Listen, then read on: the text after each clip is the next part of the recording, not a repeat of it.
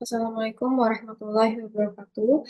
Kami dari kelompok 3 akan mempresentasikan mengenai tugas week 3 kami, yaitu review artikel dan case study, dengan anggota Friska, Lailatun, dan Afifah.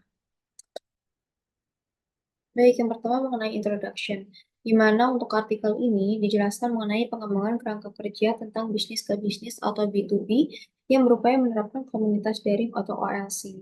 Nah, pemasar bisnis ke bisnis atau B2B ini lebih tertinggal dibandingkan B2C atau bisnis ke konsumen dalam penggunaan komunitas online atau OLC. Sehingga mengapa adanya artikel ini, yaitu karena kurangnya penelitian di bidang ini dan minimnya kerangka kerja yang mendukung pengembangan OLC pada B2B, serta pemasar B2B ini berbeda dalam hal perilaku pembeli yang mengakibatkan adanya penekanan yang berbeda pada alat promosi media dan jenis pesan. Selanjutnya adalah implication of B2B marketing characteristic on implementation of OLC. Nah, di mana di sini dijelaskan mengenai karakteristik B2B. Yang pertama adalah slower decision making cycle. Jadi B2B marketers ini harus memonitor progres customer-nya melalui beberapa tahap untuk memastikan bahwa pembayarannya itu tetap on track gitu terkait progress cycle-nya. Lalu yang kedua adalah high value exchange, lalu more direct and intense customer relationships. Setelah itu adalah more functional, rational, or utilitarian decision making kriteria. Jadi di sini buyer behavior kriteria itu berbeda antara B2B dan B2C. Di mana B2B market ini less hedonistic dan less pleasure dibandingkan B2C. Lalu selanjutnya adalah products are more complex dan customers are more knowledgeable. Di mana B2B customer ini lebih memiliki atau ya lebih memiliki produk yang besar, memiliki pengetahuan mengenai produk dan service yang lebih tinggi dibandingkan B2C seperti itu. Selanjutnya adalah the difference between B2B and B2C. Yang pertama adalah greater emphasis on certain promotional tools. Dan yang kedua adalah positioning and communication message are more likely to be functional and or rational. Selanjutnya adalah karakteristik of SM atau social media and OLCs and characteristics of OLCs. Di sini jelaskan mengenai apa itu OLC. Nah, OLC ini adalah online learning communities di mana memiliki manfaat tambahan yang ditawarkan oleh social media atau SM. Seperti kualitas layanan yang meningkat, riset pelanggan cepat, biaya rendah, basis data yang lebih baik, dan biaya layanan dan komunikasi yang lebih rendah. Nah, manfaat ini didukung oleh karakteristik inherent dari sosial media, yaitu yang pertama interaktivitas dan individualisasi, yang memfasilitasi pembuatan konten yang dibagikan secara internal, eksternal, dan lintas batas organisasi. Yang kedua adalah integrasi komunikasi dengan saluran distribusi, di mana SM memudahkan pelanggan berpindah antar saluran. Yang ketiga adalah kedekatan, di mana kedekatan yang dimaksud adalah sosial media ini memfasilitasi dua manfaat OLC, yaitu memberikan wawasan cepat mengenai tren konsumen, dan yang kedua adalah informasi elektronik dari mulut ke mulut yang cepat menyebarkan opini konsumen. Lalu adalah pengumpulan informasi. Jadi selain kecepatan memperoleh informasi, jenis informasi baru dapat ditemukan dari platform sosial media. Menurut Kim, mendefinisikan OLC ini sebagai sebuah kumpulan orang-orang yang memiliki kesamaan ketertarikan dan saling berkomunikasi melalui platform elektronik. Lalu, di sini juga jadi dijelaskan mengenai OLC B2C, di mana memfasilitasi peningkatan hubungan pelanggan, keterlibatan merek, perilaku pembelian, ide produk baru, dan peningkatan persepsi merek serta komitmen merek. Lalu selanjutnya adalah mengenai Integrated Marketing Communication atau IMC. Jadi di awal 1990, Schultz ini melihat perlu adanya pendekatan IMC untuk mengatasi kompleksitas yang disebabkan oleh one-to-one marketing seperti direct mail dan call center. Nah, teknologi-teknologi inilah yang memperluas komunikasi pemasaran dari media tradisional. Nah, jadi IMC ini bertujuan untuk mengintegrasikan pengambilan keputusan komunikasi pemasaran strategis dan taktis. IMC ini juga memfasilitasi perpaduan alat promosi yang efektif dan efisien. Perkembangan berikutnya dari IMC adalah model 4 pilar, di mana model 4 pilar ini adalah kerangka kerja yang didasari pada hubungan antar merek, pemangku kepentingan, saluran, isi pesan, dan hasil yang berfokus pada pelanggan. Nah, kerangka IMC ini ditujukan untuk memfasilitasi pengambilan keputusan manajemen dalam hal penargetan pasar, iklan, strategi, penganggaran, waktu, dan evaluasi. Selanjutnya akan dijelaskan oleh teman saya mengenai metode. Metode. Jadi untuk metode yang digunakan dalam artikel yaitu dengan menggunakan pendekatan eksploratif yang menggabungkan antara literatur review dengan studi empiris berupa wawancara secara mendalam. Kemudian teknik yang digunakan dalam artikel yaitu yang pertama adalah wawancara secara mendalam atau in-depth interview, kemudian ada analisis tematik atau tematik analisis, kemudian ada email untuk rekrutmen responden, selanjutnya ada recorder untuk wawancara, selanjutnya ada pendekatan secara purposive sampling, dan yang terakhir adalah pendekatan secara kualitatif. Oke. Eh, Kemudian untuk result dan discussion yang dijelaskan di dalam artikel, pada artikel dilakukan wawancara secara mendalam dengan manajer pemasaran senior untuk B2B-nya. Wawancara ini dirancang untuk mengungkapkan pemahaman tentang strategi, penerapan, dan pengukuran komunitas online atau OLC. Temuan yang didapatkan dari wawancara ini diintegrasikan dengan menggunakan literatur yang ada untuk mengembangkan proporsi penelitian yang mendasarinya, yaitu kerangka kerja pengambilan keputusan yang diajukan. Kemudian dilakukan pendekatan yang dianggap sesuai, yaitu pendekatan secara teori analisis tematik untuk memproses data yang dikumpulkan, kemudian peneliti mengkategorikan tema-tema mendasar dalam data dan akhirnya ditarik kesimpulan yang koheren. Dalam proses analisis data, dua peneliti secara independen mengkode data untuk memastikan reliabilitas interpretasi. Konsistensi minimal 85% dalam interpreter agreement dicapai antara peneliti saat menilai dan menentukan tema-tema yang muncul. Setelah dilakukan diskusi, eh, terdapat perbedaan pendapat. Item-item yang kontroversial di seluruh tema yang diidentifikasi dimasukkan atau dihapus berdasarkan kemampuan peneliti untuk menentukan posisi secara umumnya. Kemudian dalam proses analisis data, eh, dua peneliti ini memastikan secara independen mengkode data reliabilitas interpretasi. Konsisten minimal 85% dalam Interpreter Agreement dicapai antara peneliti saat menilai dan menentukan tema-tema yang muncul. Baik, untuk conclusion sendiri, artikel ini menekankan pentingnya diferensiasi dalam komunikasi dengan komunitas-komunitas yang berbeda dan perlunya penyelarasan baik horizontal maupun vertikal untuk mencapai hasil yang optimal dalam penggunaan OLC. Mengapa? Karena adanya berbagai komunitas yang beragam yang berinteraksi, yang mana interaksi ini dapat saling mempengaruhi dan berpotensi menimbulkan ancaman bagi konsistensi merek.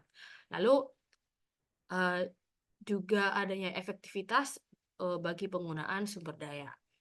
Lalu proporsi penelitian, untuk penelitian pertama menegaskan bahwasanya perusahaan yang mengkoordinasikan alat promosi dan pesan media antar berbagai komunitas akan mendapatkan return OLC yang lebih tinggi. Lalu untuk penelitian kedua, menegaskan bahwasanya perusahaan yang membedakan interaksi dengan komunitas berdasarkan jenis pesan, inbound ataupun outbound, akan mendapatkan hasil yang lebih baik. Lalu untuk penelitian ketiga, ini menegaskan bahwasanya perusahaan yang menyelaraskan tujuan, strategi, taktik, dan ukuran kinerja untuk masing-masing komunitas akan mendapatkan hasil yang lebih baik. Lalu untuk pendekatan horizontal dan vertikal, pendekatan horizontal ini yang disarankan adalah setiap komunitas dikelola sesuai dengan peran dan fungsi masing-masing untuk menciptakan konsistensi dalam pesan merek. Lalu untuk pendekatan vertikal, ini diharapkan dapat memastikan bahwasanya taktik yang dilakukan ini sudah sesuai dengan tujuan perusahaan dan karakteristik pasar sasaran.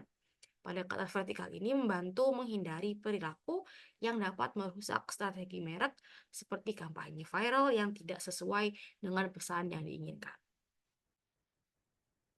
Berikutnya, implikasi teoritis dan juga ada implikasi manajerial. Implikasi teoritis sendiri ini ada beberapa kontribusi konseptual yang penting untuk meningkatkan implementasi OLC untuk B2B. Yang pertama ada identifikasi target. Setiap B2B ini memerlukan penargetan beberapa komunitas yang berbeda. Lalu koordinasi pesan dan tujuan. Perlunya adanya sinergi antara media, alat promosi, dan pesan. Ini merupakan hal yang sangat penting untuk efektivitas komunikasi pemasaran. Lalu selanjutnya diferensiasi interaksi. Perlunya pembedaan antara interaksi dengan anggota komunitas menjadi dua konsumsi utama, yaitu inbound dan juga outbound. Lalu pentingnya keterlibatan konsumen. Penting untuk melibatkan konsumen dalam media sosial untuk mencapai hasil pemasaran yang sukses. Lalu implikasi yang terakhir adalah proses pengambilan keputusan yang berurutan.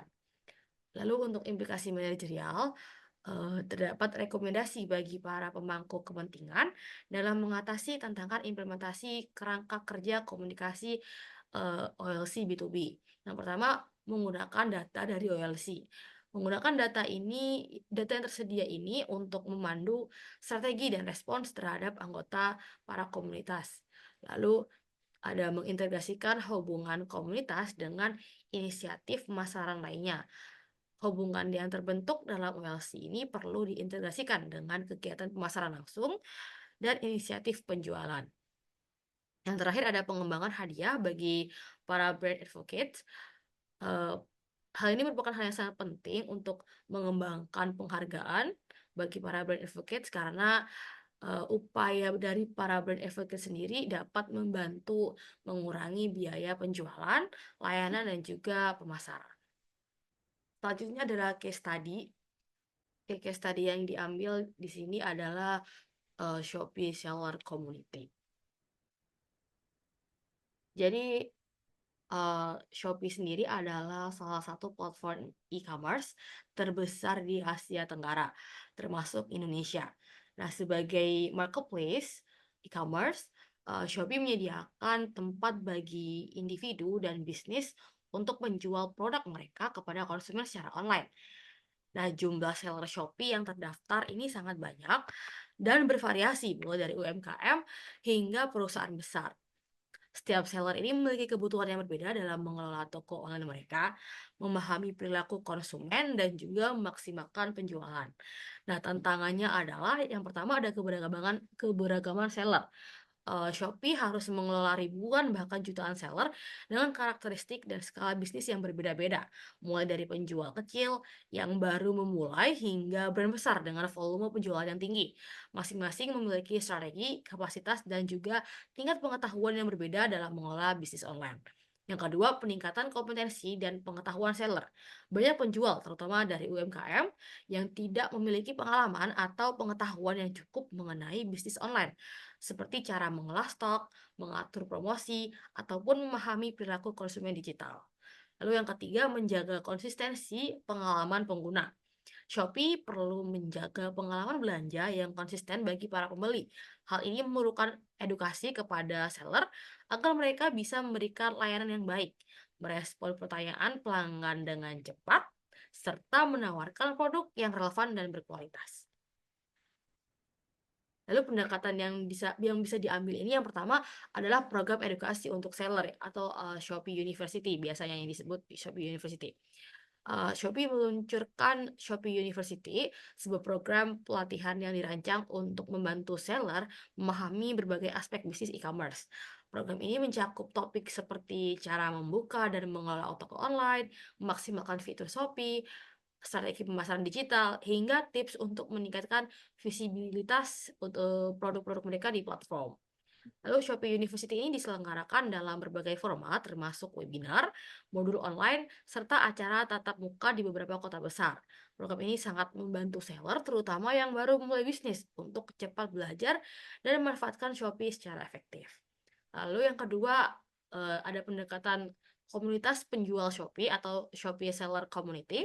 Ini Shopee membentuk komunitas seller untuk mendorong para penjual berbagi pengalaman dan tips satu sama lain. Komunitas ini juga berfungsi sebagai tempat penjual mendapatkan informasi terbaru mengenai fitur-fitur Shopee, promosi, serta kebijakan platform. Nah, dalam komunitas ini Shopee juga sering melakukan sesi Q&A webinar eksklusif, dan diskusi panel bersama seller yang sukses untuk memberikan wawasan baru kepada penjual lainnya. Para seller juga bisa bertanya langsung dan mendapatkan saran dari pakar bisnis online dan sesama penjual. Lalu pendekatan yang ketiga adalah Shopee Seller Center.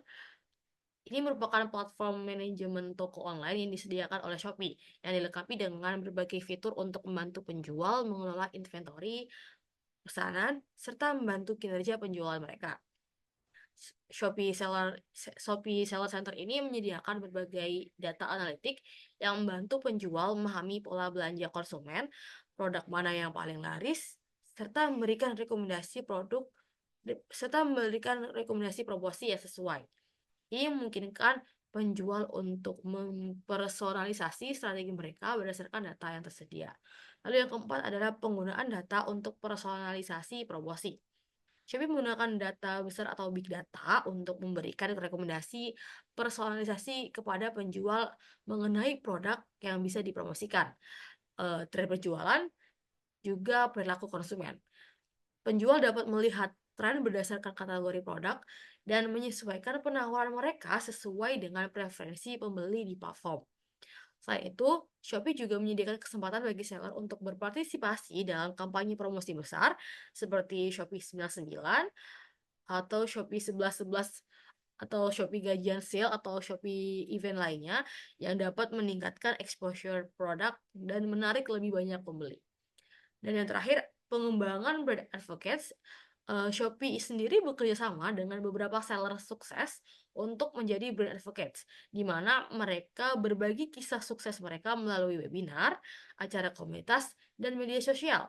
Ini memotivasi seller lain dan memperkuat ikatan komunitas penjual di Shopee.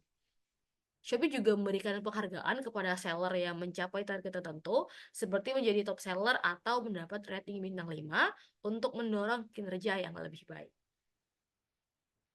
Sekian dari kami, terima kasih. Assalamualaikum warahmatullahi wabarakatuh.